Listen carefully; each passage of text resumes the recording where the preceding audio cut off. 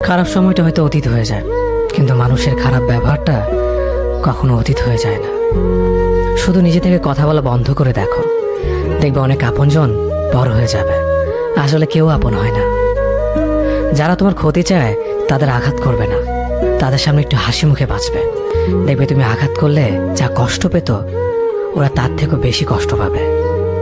যত মিশবে ততই মানুষ চিনবে, অভিনয় যে কত প্রকার হয় তা বুঝতে পারবে। সবাইকে তোমার সত্যতা জানানোর দরকার নেই, যে যা ভাবে তা নিয়ে সমালোচনা করতে দাও। বেঈমান মানুষগুলো কখনো অপরিচিত মানুষ হয় না, খুব কাছের মানুষগুলোই বেঈমান হয়। মানুষ চেনা শুরু করলে এমনিতেই বন্ধুর সংখ্যা কমে যাবে, এটাই বাস্তব। 3টি কথা মনে রাখবেন: যে তোমাকে সাহায্য করে তাকে কখনো ভুলে যেও না, যে তোমাকে ভালোবাসে তাকে কখনো ঘৃণা করো না, যে তোমাকে বিশ্বাস করে তাকে কখনো ঠকিও